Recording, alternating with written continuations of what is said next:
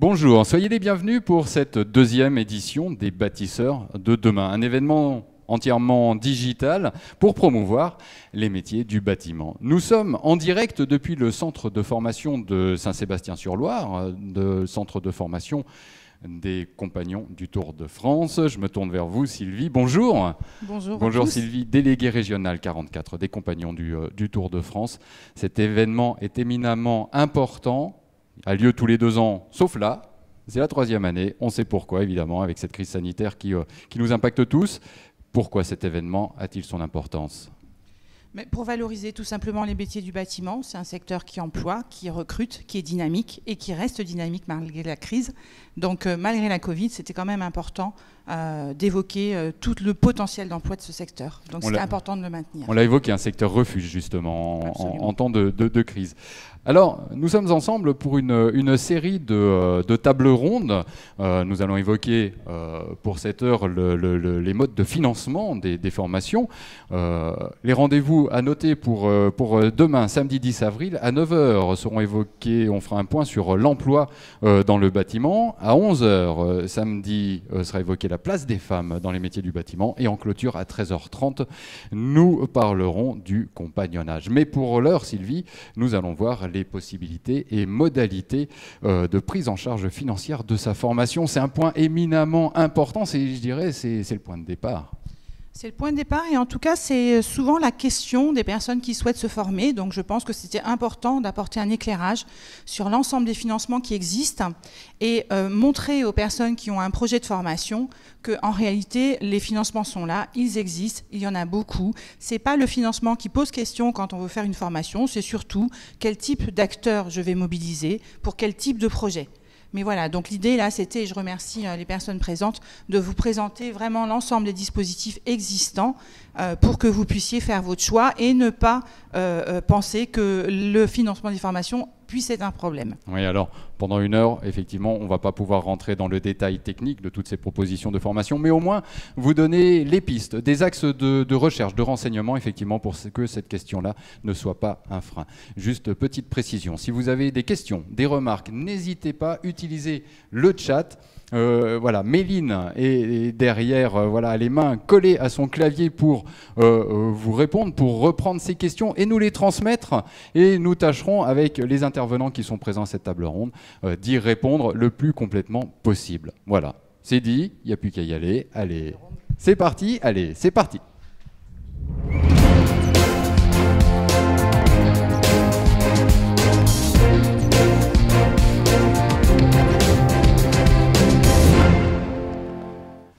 Comment financer ma formation dans le bâtiment, les travaux publics? Nous sommes en compagnie de Nathalie Gosselin. Bonjour, merci de nous avoir rejoints. Conseillère régionale des Pays de la Loire, soyez la bienvenue. Merci, bonjour à tous.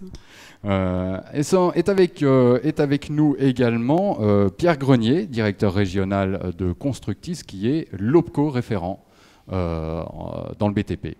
Bonjour. Merci de votre invitation. Bonjour à tous. J'aurai certainement l'occasion de vous expliquer ce que c'est qu'un OPCO. Mais bien volontiers. Terme un peu barbare. Mais bien volontiers, surtout qu'on en entend parler énormément en ce moment. Valérie Laborde, chargée de mission Pôle emploi, est avec nous également. Soyez la bienvenue. Bonjour. Bonjour Jean-Hugues et bonjour à tous. Voilà, Pôle emploi qui est un point d'entrée, effectivement, tant pour la recherche d'emploi, évidemment, mais pour la recherche de financement aussi. Tout à fait. Voilà, on aura l'occasion de l'évoquer. Et puis, Arthur Brébion est également avec nous, référent parcours formation chez Transition Pro. Là, avec vous, on va parler effectivement transition professionnelle, comme son nom l'indique. Bonjour à tous. Donc, en effet, on va parler de reconversion professionnelle notamment. Et donc, je vous expliquerai aussi ce qu'est Transition Pro, parce qu'on est assez récent dans le paysage. Donc, voilà. Et bien voilà, justement, vous aurez la parole et vous pourrez exprimer toute votre offre de service. Voilà, tout le monde est en place, tout le monde est réuni.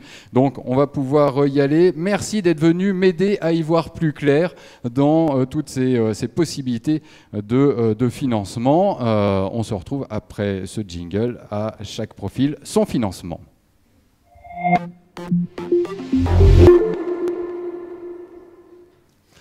Nathalie Gosselin.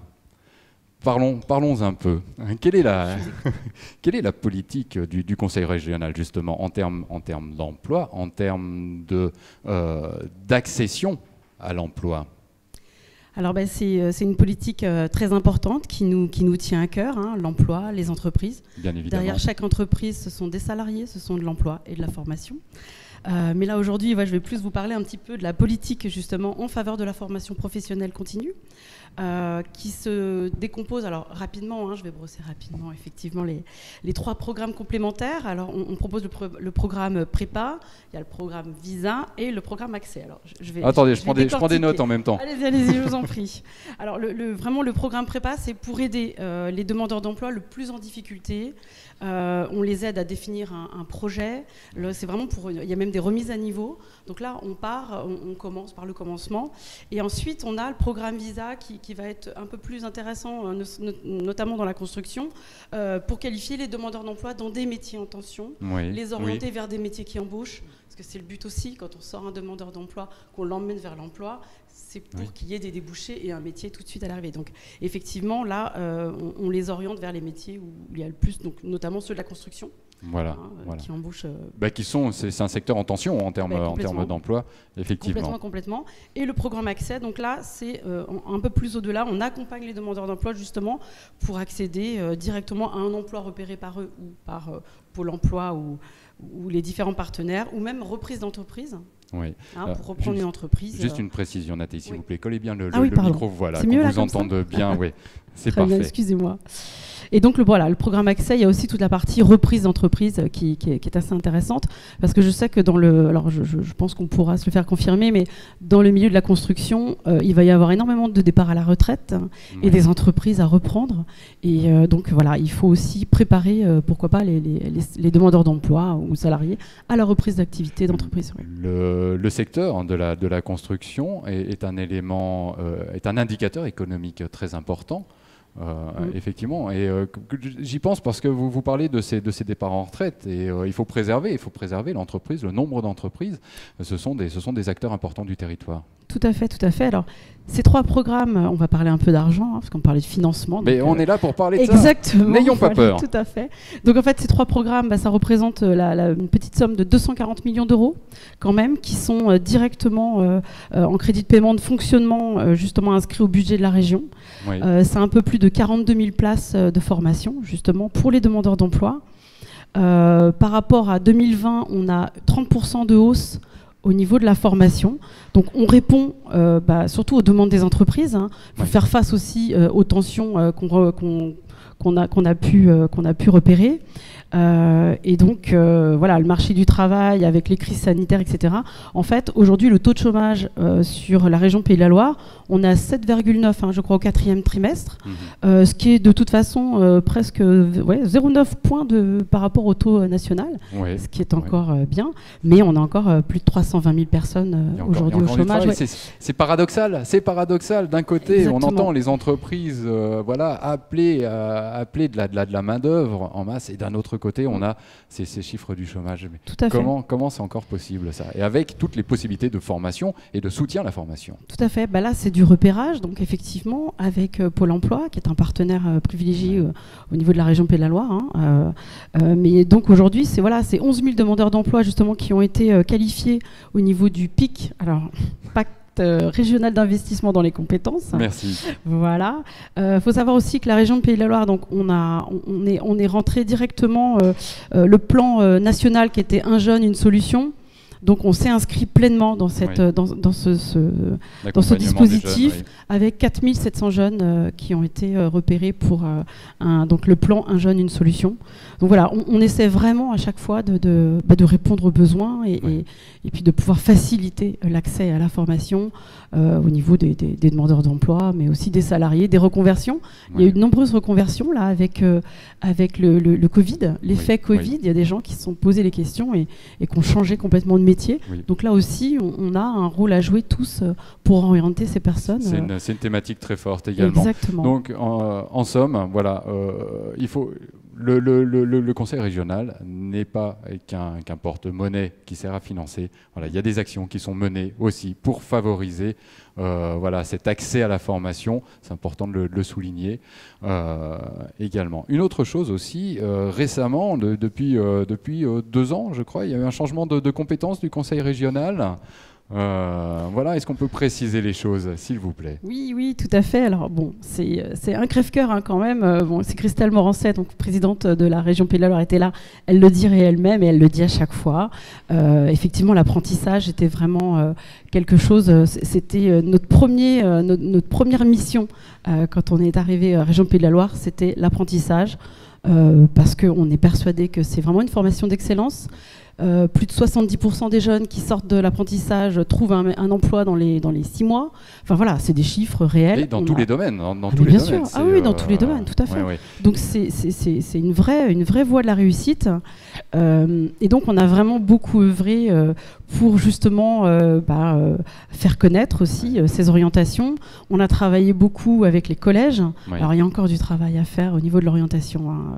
Ça c'est clair. Et donc on n'a plus la compétence apprentissage, par contre on a récupéré la compétence orientation et on arrive quand même à rester sur le terrain de l'apprentissage malgré tout.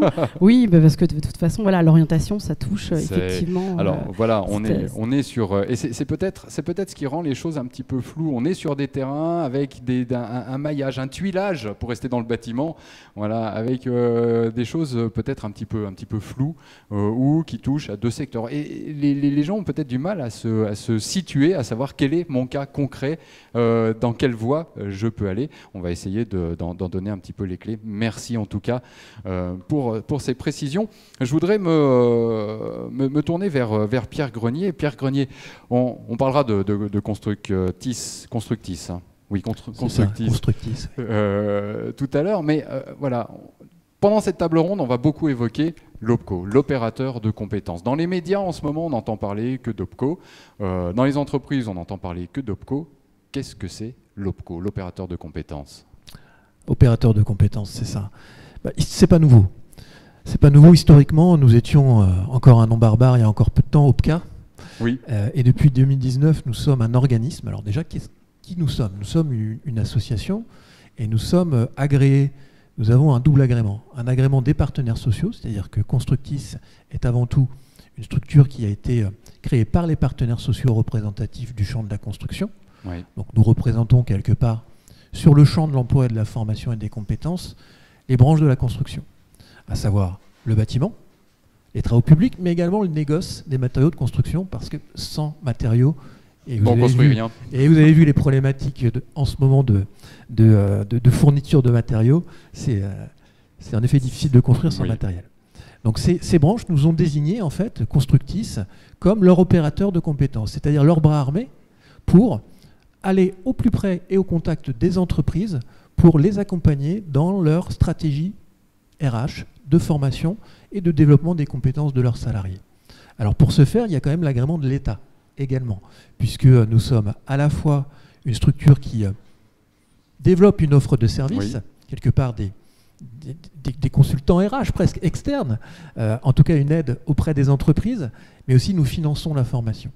Donc nous ne sommes pas formateurs, nous sommes financeurs de la formation continue tout au long de la vie. Voilà. Et nos adhérents sont les entreprises. Voilà, vos interlocuteurs sont les entreprises. Les entreprises ont une obligation de contribution à la formation professionnelle. Elles ont aussi une obligation de veiller à l'évolution des compétences, au maintien de compétences de leurs salariés. Pour ce faire, elles sont assujetties à une contribution. Et l'État nous a en partie agréés pour mettre en œuvre les financements qui permettent 2 choses essentiellement.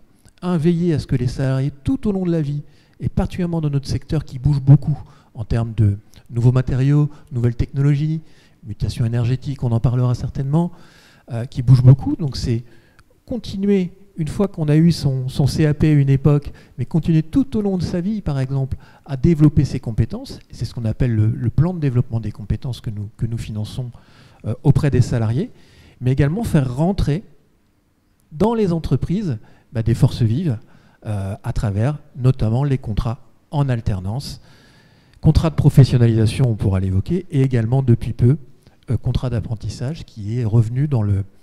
qui est arrivé, pardon, dans le champ de compétences des partenaires sociaux, des branches professionnelles, et qui sont financés dorénavant par un OPCO comme Constructis pour le champ de la construction. Merci beaucoup Pierre Grenier pour ces précisions. Maintenant, on va s'intéresser à Pôle emploi. Je l'ai évoqué tout à l'heure. Vous êtes un point d'entrée justement d'une démarche vers un accès à l'emploi, on va dire, et un accès au financement pour cet emploi. Oui, tout à fait, Jean-Hugues, pardon.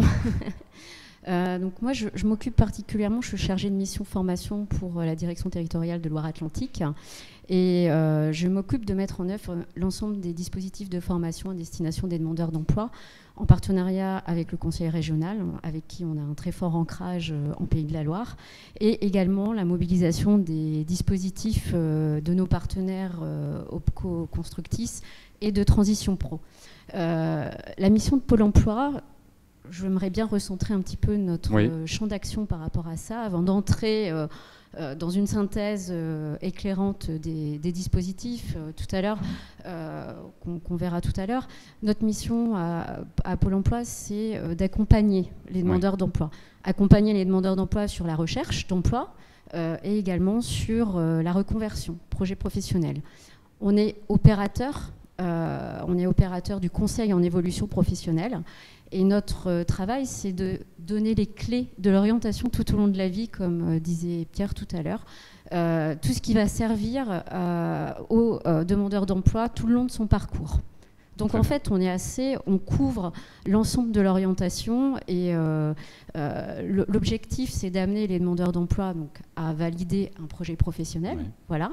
Et de les accompagner vers des métiers porteurs. Vers quelque chose de concret, effectivement. Quelque chose de concret. Dans l'accompagnement qu'on mène, avant de parler du financement, j'aimerais quand même insister sur le fait que la validation du projet, c'est important. C'est quoi la validation du projet? C'est construire son parcours. On est là, on est bâtisseur de demain, c'est bâtir du coup son parcours professionnel en testant, en se projetant sur le métier, en réalisant des immersions, parler de stages, de rencontres avec les entreprises. Exactement, avant de s'engager dans la formation en tant que telle. On va prendre ce temps-là avec l'ensemble des demandeurs d'emploi. On a tout un dispositif d'accompagnement sur le projet en fonction de chacun. Parce que c'est bien la personnalisation du parcours qu'on vise, c'est pas un demandeur d'emploi dans une case, c'est un demandeur d'emploi dans un parcours qu'on va essayer de sécuriser tout au long, en tout cas de sa période d'inscription à Pôle emploi, en mobilisant... Sécurisé, balisé, oui. Oui, balisé, voilà, sécurisé dans toutes ces étapes. Voilà. Donc sur la construction du projet, on a un ensemble de dispositions, comme tout à l'heure on parlait, le conseil régional, le dispositif prépa qu'on mobilise, ainsi que nos prestations, donc, et l'accompagnement que peuvent mener nos conseillers sur le placement. L'objectif de cet accompagnement, c'est se projeter sur un métier, un secteur porteur, mais aussi de faire émerger les métiers, voilà, être force de proposition, parce qu'on pense pas forcément au métier du bâtiment, on ne pense pas forcément à de nouvelles opportunités, effectivement. On aura peut-être l'occasion tout à l'heure de parler justement des métiers vers la construction en lien avec le respect de l'environnement. C'est ces choses-là, on peut appeler ça construction verte. C'est un petit peu un raccourci, mais bon. Ce sont des métiers émergents qu'on va voir se développer par la suite. Mais voilà, tout l'accompagnement qu'on mène avec les demandeurs d'emploi vont mener à un moment donné, quand on sera tous ensemble sûrs de la qualification qu'on souhaite mener, vers le financement, vers l'interrogation du coup qui nous mène aujourd'hui de la formation. Vous parlez du financement justement, vous faites vous lancez vous-même la vidéo qui va suivre sur ce tuto sur le financement de la formation qui est un peu généraliste, mais il y a des points à en retirer. Je vous propose qu'on regarde ça ensemble. Vous voulez suivre une formation et êtes un peu perdu sur la façon de la financer? Sachez que selon la formation visée et votre situation, la prise en charge des coûts de formation peut être différente. Avant toute chose, voici quelques étapes à ne pas négliger.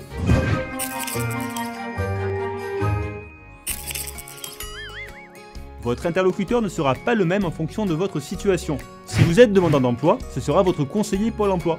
C'est avec lui que vous allez valider votre projet de formation et qu'ensemble, vous trouverez la formation adaptée à votre projet et les bons modes de financement. En fonction de votre situation, jeune de moins de 26 ans, cadre, travailleur indépendant, vous pourrez avoir un interlocuteur différent. Pour trouver ces coordonnées, rendez-vous sur moncep.org. Pour tout projet, vous devrez d'abord vérifier s'il existe des financements comme les financements régionaux, puis les financements collectifs, Pôle emploi ou votre collectivité locale. Et en dernier recours, si aucune disposition n'est trouvée, les financements individuels. C'est la réglementation qui veut ça. Les financements de formation sont en lien avec les orientations budgétaires locales.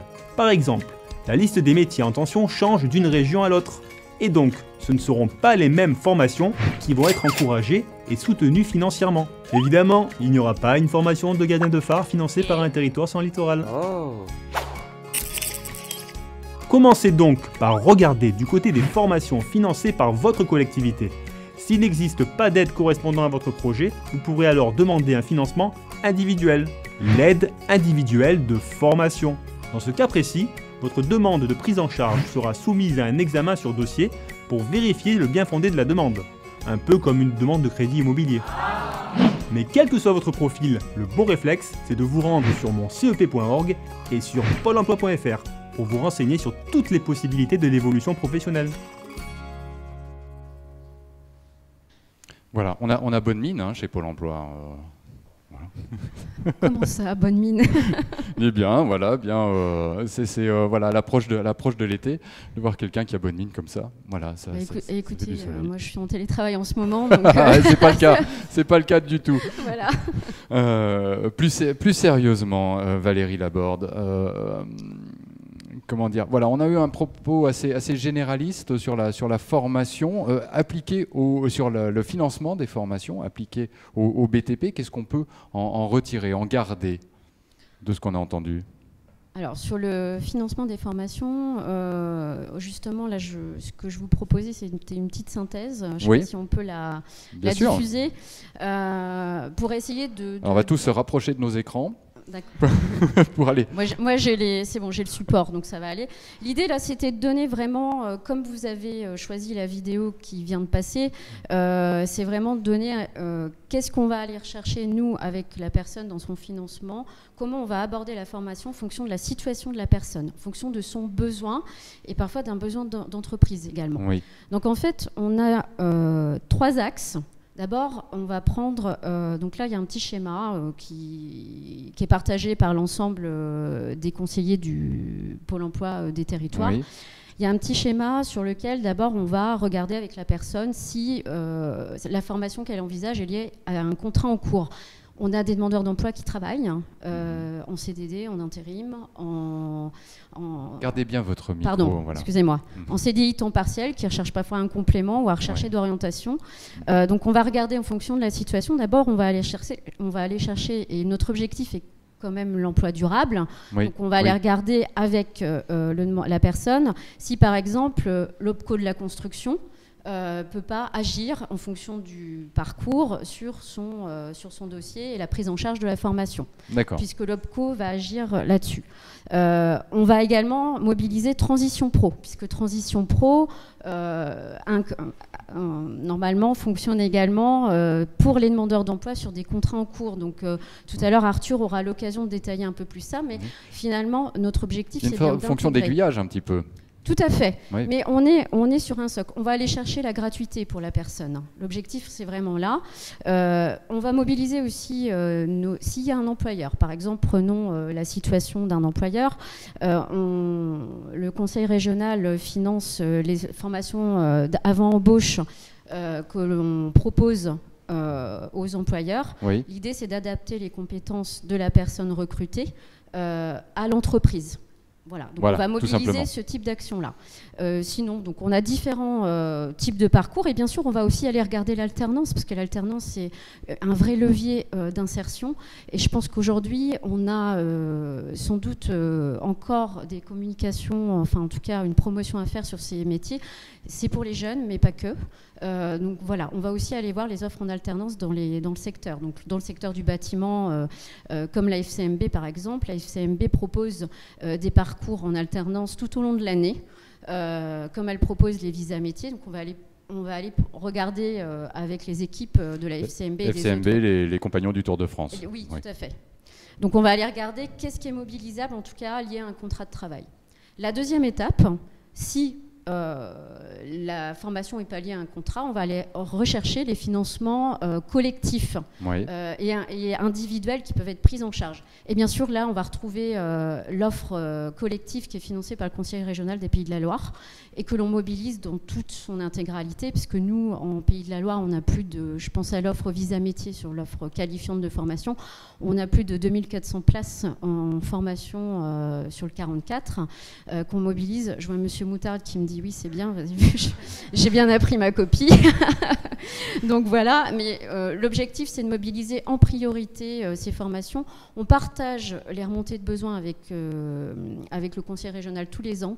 On demande ces formations, bien sûr, qui sont partagées. Et l'idée, c'est de positionner les demandeurs d'emploi dessus avec une idée d'insertion, que ça soit gratuit.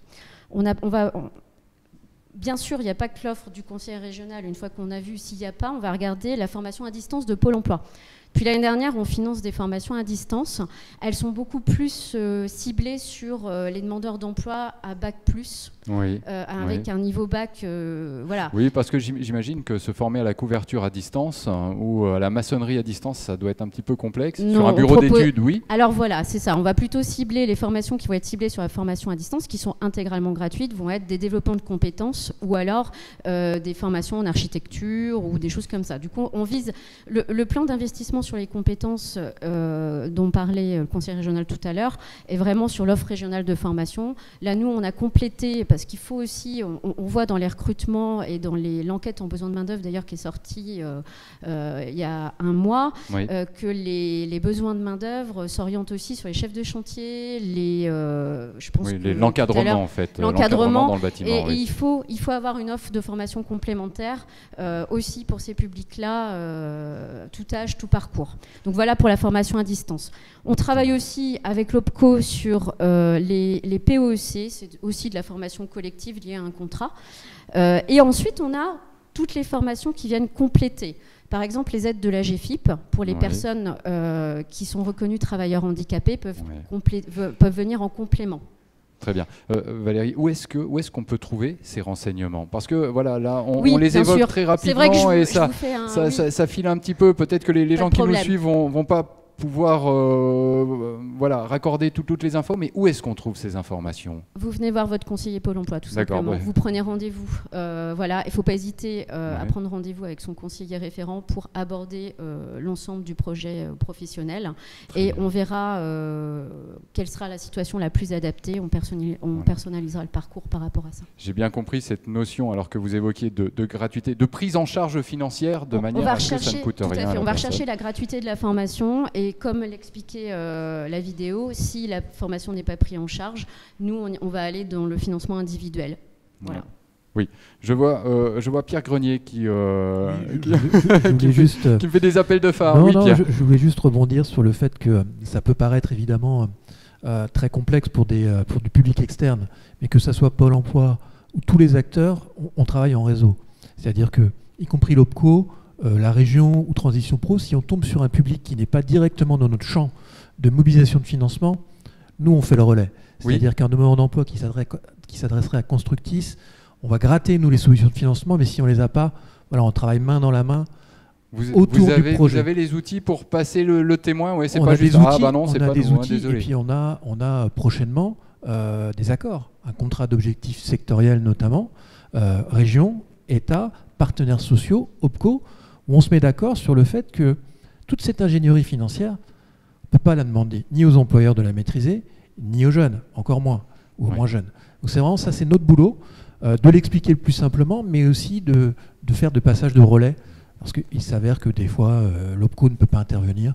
On connaît très bien vos conseillers et on passe le relais, ça fonctionne plutôt très bien. Et en Pays de la Loire, ça fonctionne très bien ce maillage en réseau. Je vous vois acquiescer Nathalie Gosselin. C'est important, voilà, ce passage de relais, que les personnes ne se sentent pas à un moment lâchées. Ah ben non, c'est pas pour vous, allez voir ailleurs. Non, effectivement, on œuvre tous pour la même chose, Oui. c'est donner l'information aux demandeurs d'emploi, mais même au niveau des salariés. Donc non, ça fonctionne plutôt bien, les services fonctionnent plutôt bien ensemble, et on a tous le même but, quoi, c'est donner l'information et puis permettre à la personne de se former rapidement et puis trouver des solutions financières. Mais en général, oui, ça c'est sans pas... que les personnes se sentent un petit peu lâchées et perdues dans la nature. Oui, tout à fait. Et il y a un vrai travail, il y a des dialogues sectoriels qui ont lieu régulièrement, des réunions... Enfin, voilà, ça c'est vraiment quelque chose qui fonctionne bien. Et c'est primordial. Maintenant, je vais décider de changer de boulot. Je vais partir sur une reconversion. Là, il faut que j'aille voir Transition Pro, comme son nom l'indique, qui nous invite à la reconversion professionnelle. Oui, exactement. Donc, on a beaucoup parlé des demandeurs d'emploi, hein, notamment avec les précédentes interventions. Là, nous, Transition Pro, on est sur un public salarié, hein, vraiment salarié en activité. Donc, peu importe le statut, CDI, CDD, CDD insertion, intermittent, intérimaire également. Juste un petit rappel historique, hein, Oui. Transition Pro, peut-être que ceux qui nous écoutent connaissent un peu mieux le FONGECIF, hein, c'était la structure qui existait depuis un bon nombre d'années déjà, donc depuis le 1er janvier 2020, Transition Pro. Donc quelques évolutions, hein, le conseil en évolution professionnelle dont on parlait tout à l'heure, qui était à la main du FONGECIF autrefois, ne l'est plus, hein, maintenant c'est le groupement évolution, notamment sur le territoire qui s'en occupe. Mais la gouvernance est toujours la même, hein, une gouvernance paritaire par les partenaires sociaux. Voilà, c'était la petite parenthèse historique. Le cadre, voilà. Et je pense qu'au concret, je vous propose de regarder cette petite vidéo qui présente Transition Pro, changer de métier.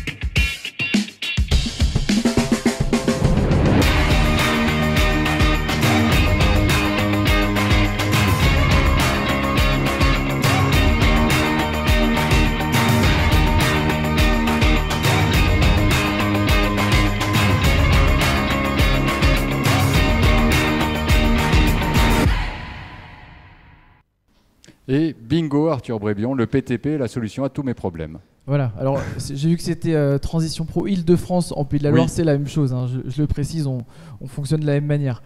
Très bien. Le PTP, alors encore un sigle de la formation, hein. Donc projet de transition professionnelle, je parlais du FONGECIF, là c'est le dispositif qui remplace le CIF, hein, le congé individuel de formation.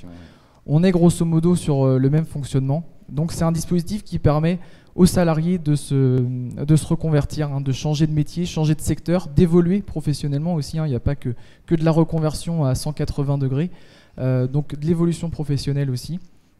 Et ce dispositif, eh bien, son gros avantage, c'est qu'il permet d'avoir une prise en charge assez complète pour le salarié, à la fois du salaire, hein, le salaire perçu pendant la formation est strictement le même que celui pendant la période de travail, hein, tout simplement. Oui. Les frais de formation également sont payés, c'est le thème d'aujourd'hui, comment financer ma formation. C'est un dispositif de financement de la formation est prise en charge. Et puis éventuellement aussi de certains frais annexes.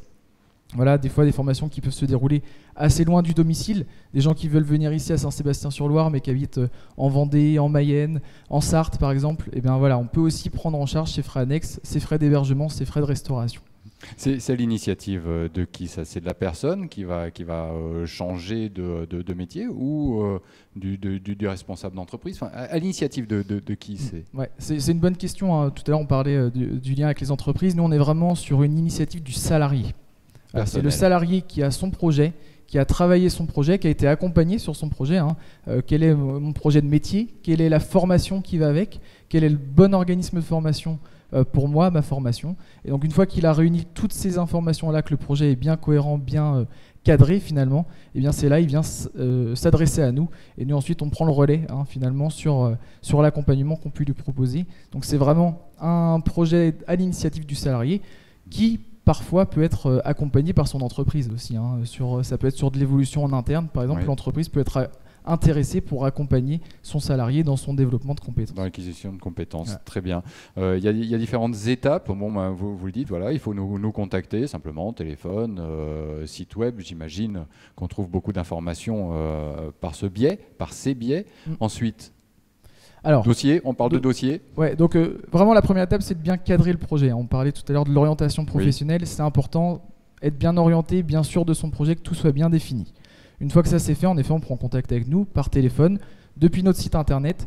La volonté en Pays de la Loire, c'est aussi d'être présent sur les territoires. Donc moi, je suis référent sur la Loire-Atlantique Sud. C'est l'objet de ma présence aujourd'hui, notamment. J'ai des collègues dans l'ensemble de la région des Pays de la Loire. Donc on a des lieux de permanence. On est implanté dans les communautés de communes, par exemple, dans les organismes de formation, pour vraiment recevoir le public. Mais vous n'êtes pas en télétravail en ce moment, donc on peut venir vous voir. Alors, en ce moment, on est en télétravail. On peut venir vous voir à partir du mois de mai. À partir de l'été, on verra comment ça évolue, on va voir la vaccination surtout.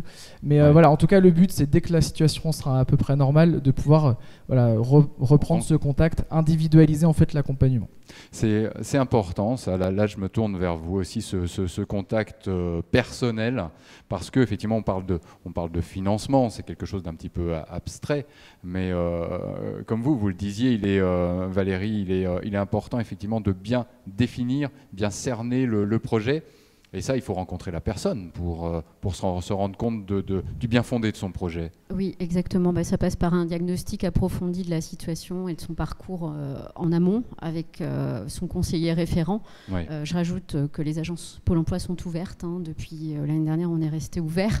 Moi, je suis en télétravail parce que je ne suis pas en agence, mais voilà, je préfère dire le contact, les conseillers sont sur le front.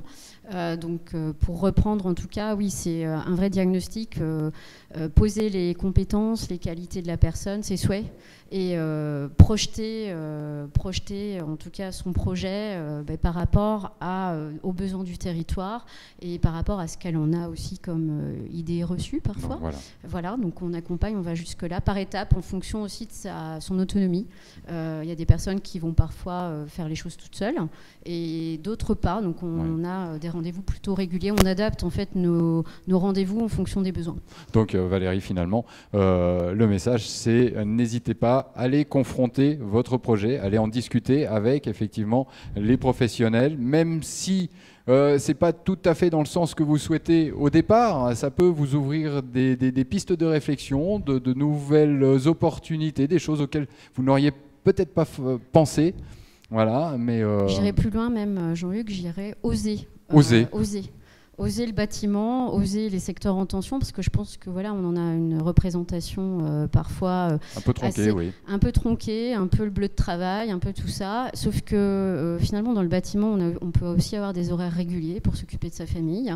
Voilà, donc je parlais des femmes, on a eu, je sais que ça va être le sujet d'une action demain, mais encore récemment, le lundi 8 mars, nous avons eu une action pour la découverte des métiers femmes dans le bâtiment à Saint-Nazaire. Une dizaine de personnes, je crois qu'on en a placé 70% dans les formations financées par le conseil régional à la FCMB à Saint-Nazaire. Pour vous dire que finalement, il ne faut pas hésiter à passer les portes des centres, à passer les portes des entreprises pour voir comment ça se passe. Ne pas pour bouger les lignes. Exactement. Par défaut. Et puis vous le voyez sur ce plateau, on est à parité, on y a veillé. Et justement, je vais donner la parole à Méline. Qui surveille le chat, qui surveille tout ce qui se passe en ligne. Et bien justement, Méline, comment ça se passe ? Tout à fait. Alors là, les internautes sont quand même relativement timides pour cette table ronde par rapport à ce matin. Mais il y a des questions qui reviennent, notamment en tant que demandeur d'emploi, si je veux me former, est-ce que je dois forcément faire un stage d'abord ? Et on a aussi les questions récurrentes, on va dire. Est-ce à moi de trouver le bon financement, de monter le dossier ? Et surtout, quel est le coût de la formation ? Mais voilà, les questions ont été... Ça coûte combien une formation ? Est-ce que c'est une question à laquelle on peut répondre, ça ? Combien coûte une formation ? qui s'y lance? C'est pas standardisé. Hein. Ben oui. C'est pas standardisé, mais globalement, c'est souvent en tout cas pas aux jeunes ou aux candidats de s'occuper de l'ingénierie financière en ce qui nous concerne. Pour nous, tout ce qui relève du contrat en alternance, des contrats d'apprentissage et des contrats de professionnalisation, dont beaucoup sont faits dans le compagnonnage, hein. Évidemment c'est dans l'ADN, c'est l'employeur, l'interlocuteur financier. C'est-à-dire que c'est avec lui qu'on dialogue pour trouver la bonne architecture financière. C'est lui qui monte le dossier. Alors, ça ne veut pas dire que le jeune ou le demandeur d'emploi n'a pas un travail, et là-dessus il est accompagné pour préparer ses candidatures, adopter la bonne stratégie, mais la phase de montage du dossier, en ce qui concerne le volet OPCO, c'est peut-être différent en ce qui concerne le volet transition pro, où on vous l'a dit, c'est individuel, mais en ce qui concerne le volet OPCO, contrat de professionnalisation, contrat d'apprentissage, c'est l'employeur. Et là, c'est nous qui montons avec l'employeur, quelque part, on va dire la paperasse. Ce qui peut un peu rebuter les personnes. Avec des outils digitaux qu'on verra peut-être, qui sont là pour aider les entreprises, puisqu'il ne faut pas oublier que dans la construction, 90% de nos adhérents sont des toutes petites entreprises, moins de 10 salariés, qui ont d'autres chats à fouetter que passer trop de temps sur de la paperasse. Donc ça, c'est nous qui portons ça, dans un objectif qui est celui que j'ai entendu et que je relais, c'est tout ce qui va être à destination des jeunes, tout ce qui va relever de l'alternance. Notre objectif, c'est 0 reste à charge. Ouais. 0 reste à charge pour le jeune, ça c'est une règle de base. C'est-à-dire que quand on signe un contrat en alternance, que ce soit contrat de pro ou contrat d'apprentissage, le jeune n'a rien à payer. Le coût de la formation, puisque c'était la question de base, il est pris en charge par l'OPCO. Et s'il y a un reliquat, et on évite au maximum, ça relève de la responsabilité de l'employeur. De l'entreprise, voilà. Et on essaiera de l'accompagner aussi sur ce sujet. Globalement, l'ingénierie financière, c'est nous en ce qui concerne l'OPCO, avec nos partenaires, en allant chercher, on les remercie aussi, c'est l'occasion, des partenariats et des cofinancements extérieurs, régions, États, qui nous permettent d'aller au-delà des sommes qui nous sont redonnées par les entreprises à travers les contributions. Nous, on fait ce boulot d'ingénierie financière. Objectif, 0 reste à charge pour les jeunes, ça ne doit pas être une question. On peut couvrir le coût pédagogique, les frais de déplacement, d'autres acteurs peuvent intervenir sur le permis, d'autres sujets. Donc vraiment, on met le paquet sur les jeunes et l'alternance. Et j'ai envie de dire, c'est pas notre rôle, mais la qualité de la formation, c'est aussi un sujet pour l'OPCO. Si un jeune nous dit qu'il a un reste à charge et qu'il paye directement des fonds à un organisme de formation, j'encourage à venir nous voir. Oui, on verra ce qui se passe. On va étudier la question. Nathalie Gosselin, c'est une valeur fondamentale, ça, un accès libre à la formation. Oui, tout à fait.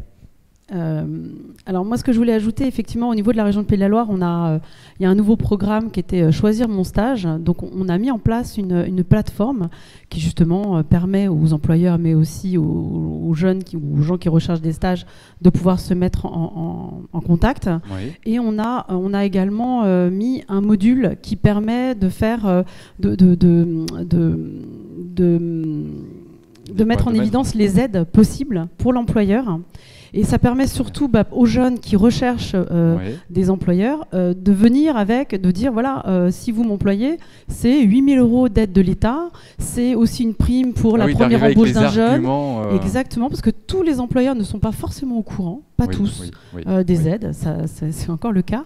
Donc on dit vraiment aux jeunes, puis aux gens qui recherchent des stages ou de l'apprentissage, soyez force de proposition et quand vous allez voir l'employeur, venez avec des armes. Et puis ça aide beaucoup.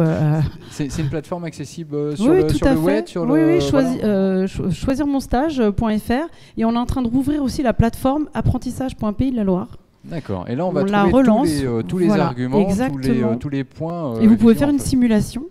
Et comme ça, vous venez, vous imprimez votre simulation et vous allez voir votre employeur. Donc vraiment, voilà, faut prendre aussi un peu des fois son destin en main. Oui, exactement, tout à fait. Je voulais juste préciser, rebondir sur le fait et rappeler que les aides exceptionnelles de l'État, dans le cadre du plan Un jeune, une solution, elles ont été renouvelées jusqu'au 31 décembre. Donc on a encore un soutien sur l'apprentissage et l'alternance très fort de la part de l'État. Et avec les aides qui sont attribuées, quand même 8 000 € pour un jeune et 5 000 € pour un mineur, le coût d'un contrat d'apprentissage est vraiment minime. Pour un employeur.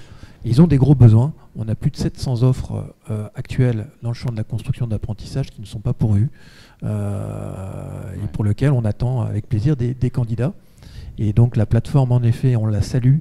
Choisir mon apprentissage peut faire un point de relais entre les employeurs et les jeunes, puisque c'est la rencontre qui compte, la rencontre des deux acteurs. Complètement. Valérie Laborde, rapidement, puis après on parle de Constructis.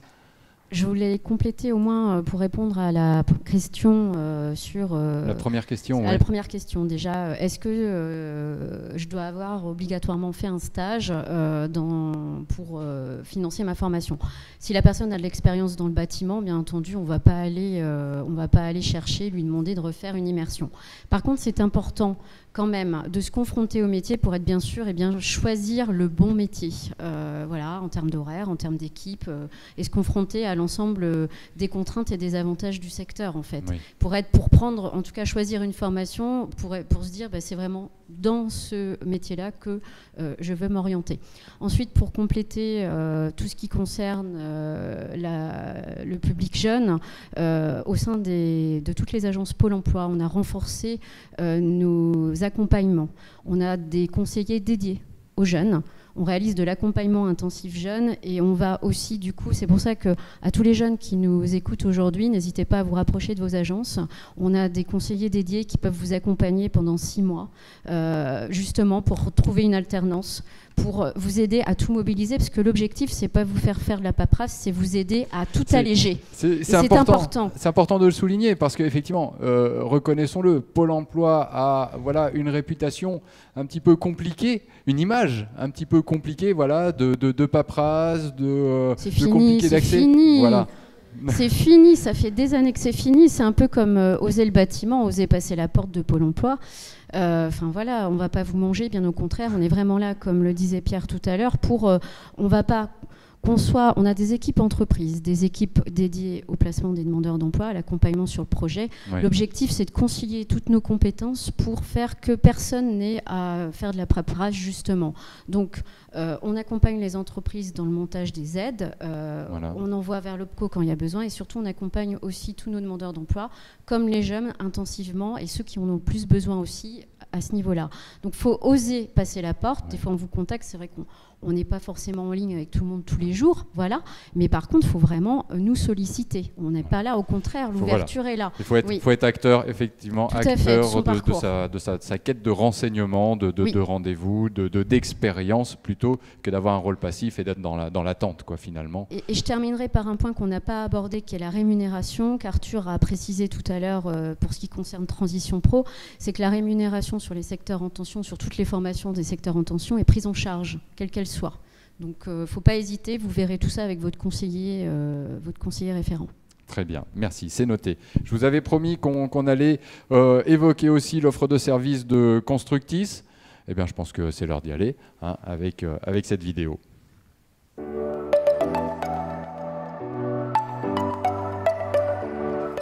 Bonjour, et si je vous présentais la nouvelle offre de service Constructis, votre partenaire compétences? En sa qualité d'opérateur de compétences de la construction, Constructis vous accompagne avec une nouvelle offre de services dédiés, adaptée à vos attentes et à vos besoins. En bref, une offre large, innovante et modulable. Vous voulez savoir pourquoi? Démonstration. L'offre de service Constructis s'organise autour de 5 domaines. Choisir l'alternance, piloter l'activité RH, développer les compétences, gérer et optimiser, recruter et intégrer. Ok, c'est super, mais concrètement, comment ça marche? Prenons le premier domaine, choisir l'alternance. Recruter en alternance, voilà une solution qui présente de nombreux avantages et qui vous permet de former de nouveaux salariés pour adapter leurs compétences au développement de votre activité. Mais comment recruter en alternance, être informé sur les 3 dispositifs et les formations existants, les types de contrats, quelles sont les aides disponibles, comment trouver un prestataire de formation ou un CFA? Ok, stop, rien de plus simple. Avec l'offre de service Constructis, choisir l'alternance, vous êtes accompagné et conseillé dans la mise en place de votre politique d'alternance jusqu'à la professionnalisation de vos tuteurs ou maîtres d'apprentissage. Bien piloter l'activité RH de votre entreprise, c'est important pour vous, non? Avec l'offre Piloter l'activité RH, Constructis vous accompagne dans la gestion de vos ressources humaines, la gestion de vos entretiens professionnels et l'identification de votre stratégie RH. Avec Constructis, vous pouvez bénéficier d'un diagnostic et d'un accompagnement RH ou numérique et bien d'autres conseils personnalisés adaptés à votre activité pour vous permettre d'être encore plus performant. Alors, pour votre activité RH, vous décidez quoi? On prend de l'avance? Ah, vous êtes là! Développer les compétences, ça c'est une mission essentielle pour votre activité et vos collaborateurs. Moi en tout cas, ça me donne des idées. Alors, vous allez me dire, ok, mais comment qualifier mes besoins en formation? Comment connaître les dispositifs les mieux adaptés à mon entreprise? Ou comment trouver la bonne formation? Eh bien, rien de plus simple. Avec l'offre de service Développer les compétences, vous disposez de toutes les informations nécessaires et Constructis vous accompagne pour développer les compétences de vos salariés et répondre aux enjeux de compétitivité de votre entreprise. Alors, convaincu? Bon, c'est pas tout, hein. Moi j'y retourne parce que développer ses compétences, ça n'attend pas. Gérer et optimiser. En général, pour cela, il vaut mieux être bien informé et bien accompagné. Respectez vos obligations réglementaires, gagnez du temps et simplifiez-vous la formation avec l'offre Gérer et optimiser de Constructis. Par exemple, avec e-gestion. Vous gérez vos activités de formation en ligne, en autonomie et en toute simplicité. Vous suivez vos dossiers formation et visualisez vos règlements. Vous êtes maintenant prêt à mieux gérer et à optimiser vos actions de formation. C'est parti. Recruter et intégrer. Investir pour l'avenir de votre activité. C'est fondamental, non? Hop. Pas si simple, vous allez me dire. Appuyez-vous sur l'offre Recruter et intégrer de Constructis pour faciliter vos démarches et bénéficier de conseils d'experts à chaque étape en accédant à différents outils. Et voilà, en résumé, 5 domaines, du sur-mesure, de la modularité, des services parfaitement adaptés à vos besoins. Vous connaissez désormais les atouts de la nouvelle offre de service Constructis. Pour en savoir plus, c'est simple, contactez Constructis. Vos interlocuteurs en région sont à vos côtés pour vous conseiller.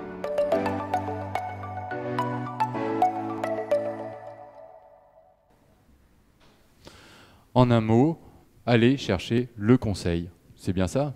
Oui, auparavant, Constructis, on allait chercher le financement. C'était le monde de l'OPCA. Maintenant, on est aussi dans le monde de l'accompagnement, beaucoup plus qu'avant. Pourquoi cet accompagnement? Parce qu'il y a de nombreux défis. On l'a évoqué, des métiers en tension. Oui. Nous allons zoomer notamment sur la période 2020-2022 sur 16 métiers en tension, particulièrement en tension, sur lesquels on a besoin de jeunes. On a besoin d'ailleurs pas que de jeunes, de gens en reconversion professionnelle aussi, tellement les besoins sont forts, des milliers d'emplois à pourvoir. Quand je dis des milliers, c'est aussi en Pays de la Loire. On a plus de 8000 offres d'emploi qui ne sont pas en totalité pourvues. Donc des métiers en tension, un vieillissement, des départs à la retraite à venir, des transitions, vous l'avez évoqué tout à l'heure, numériques, énergétiques, de la commande client aussi. Hein. Les particuliers ont des demandes qui sont liées à la domotique, liées au vieillissement de la population. Tout ça, c'est des défis à relever pour nos entreprises. Et c'est cette offre de service qui est là, en proximité, puisque nous sommes Constructis Pays de la Loire, voilà, une antenne régionale avec des conseillers sur le terrain qui sont là pour répondre à cette problématique. Donc, appelez Constructis en tant qu'employeur si vous avez une problématique ou un sujet de recrutement ou de développement de compétences. Je pense que c'est le message que tout le monde veut envoyer. Vous n'êtes pas des experts, entreprises jeunes, ouvrez nos portes, on est là. Allez sur notre site et vous trouverez nos coordonnées. Très bien. Pierre Grenier, merci. Vous avez anticipé sur la séquence suivante qui est cette évocation des points clés à retenir de cette table ronde. Mais avant, moi j'ai mon jingle, je veux mon jingle. Allons-y.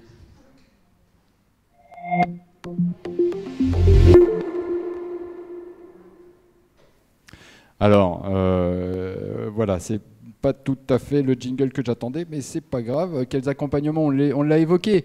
On l'a évoqué pendant tous ces débats, tous ces échanges. Ce que je voudrais, c'est vraiment qu'on fasse une synthèse. Là, on est à 5 minutes de la fin de cette table ronde.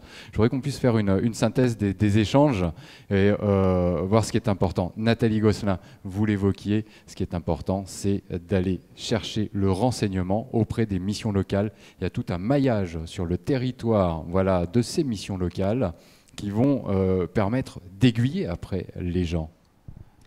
Oui, tout à fait. Là, ce qu'il faut vraiment retenir, c'est qu'en fait, il y a tout ce qu'il faut sur notre territoire. Il y a tous les acteurs nécessaires.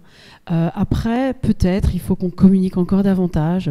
Je ne sais pas, peut-être. C'est toujours un problème de communication, mais il faut aussi que les gens n'hésitent pas. Il ne faut pas hésiter à frapper à toutes les portes.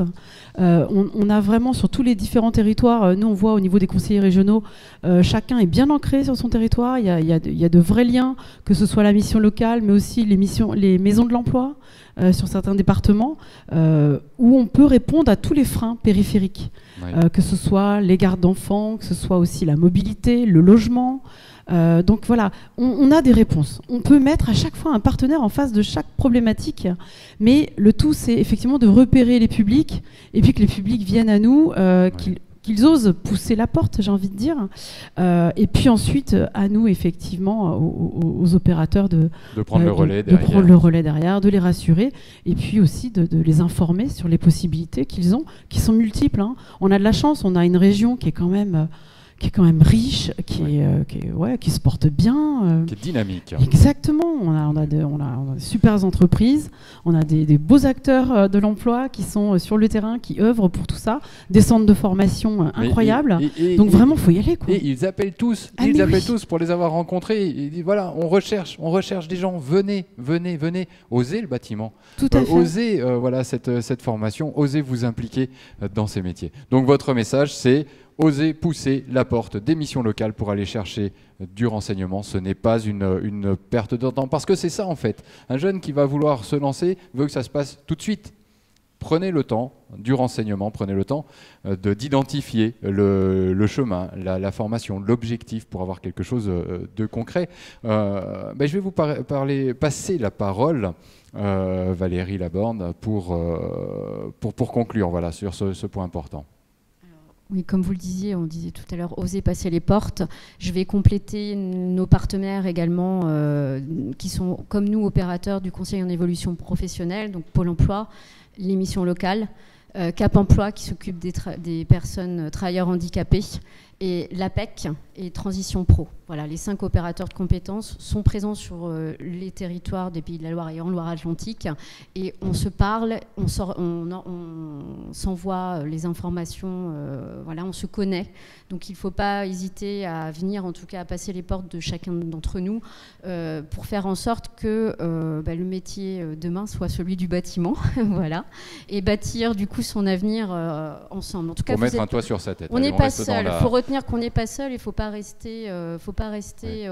On est là. Malgré la crise, il faut bouger. C'est pour ça aussi qu'on est présent tous autour ici, qu'on s'est déplacé à la FCMB, parce qu'il faut aussi se dire que c'est pas derrière. Non, on n'est pas derrière nos bureaux. On est aussi là pour montrer qu'il faut se déplacer pour avancer.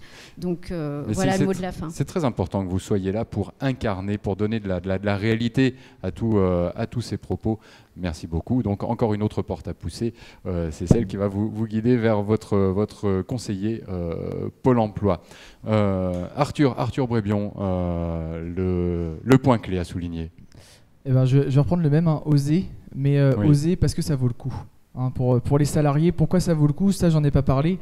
Dans le cadre du projet de transition professionnelle, le salarié monte un dossier. Alors nous, c'est notre rôle d'accompagnement. On parlait de l'accompagnement tout à l'heure. On l'aide à on apporte une expertise sur son dossier, individualiser le parcours, on en parlait, faire du sur-mesure.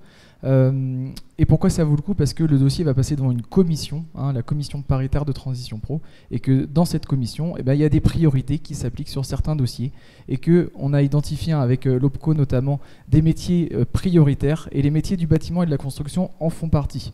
Charpentier, menuisier, etc., etc. Tous ces métiers-là, ils ont plus de chances que d'autres. Et pourquoi aussi les formations, par exemple ici, parce qu'en termes de durée, en termes de coût, en termes de modalités pédagogiques, c'est des choses aussi qui font partie des priorités de transition pro. Donc ça peut valoir le coup vraiment pour un salarié qui veut redonner du sens à sa pratique professionnelle, quelque chose de plus manuel, de plus concret, osez pousser la porte de transition pro, venez nous rencontrer et soyez accompagnés. Osez aussi changer de métier. On pousse beaucoup de portes aujourd'hui. Je ne sais pas si vous vous rendez compte, mais là, il y a du boulot dans la menuiserie, quoi. Et puis maintenant, Pierre Grenier, effectivement, qu'est-ce qu'on va oser avec vous? Je pense qu'il faut oser venir dans un secteur qui se porte bien, contrairement aussi, malheureusement, à d'autres. il ne faut pas l'oublier. On a la chance d'avoir la construction qui est dynamique. Donc il y a de l'emploi, il y a des perspectives. On a certes du travail à faire en tant qu'acteur sur la valorisation de l'image des métiers, la féminisation. On travaille sur tous les sujets, aussi avec les organisations professionnelles, qui sont aussi des portes que vous pouvez ouvrir en tant que jeune. Ils ont des bourses emploi. Alors, il y a une multitude d'acteurs. Nous, on se connaît très bien, donc si vous appelez Constructis, on vous mettra en réseau comme avec Pôle emploi ou la région, n'hésitez pas. La question du financement en elle-même ne doit plus être une vraie question. Voilà. Les solutions de financement, on les a. Notamment quand on parle du public souvent majoritaire, j'oublie pas où je suis, du compagnonnage, les jeunes, il n'y a aucune question à se poser. Un jeune, un financement, la question elle est réglée. Très bien. C'est le circuit qu'il faut améliorer, on est là pour ça. Venez à nous parce que la construction a besoin de vous. Métier porteur, métier d'avenir, où on peut faire de l'high-tech, on peut aussi s'amuser. C'est le mot de la fin finalement, Nathalie Gosselin. Le financement ne doit pas être un frein. Je pense que voilà, ça résume bien un petit peu l'essentiel de notre propos. Merci à toutes et tous voilà, d'être venus, comme je l'évoquais, incarner ces possibilités et voilà, transmettre cette énergie voilà, aux jeunes qui cherchent aujourd'hui leur voie et pourquoi pas dans le bâtiment. Merci beaucoup. Nous sommes arrivés au terme de cette table ronde. Prochain rendez-vous, ça sera demain, samedi, avec dès 9h, justement, un panorama de l'emploi dans le bâtiment, avec, ça a été évoqué aujourd'hui, pourquoi pas, un coup d'œil du côté des transitions énergétiques, de la rénovation énergétique des bâtiments, avec de nouvelles opportunités. On en discute demain. Merci à tous. Merci à vous. À bientôt.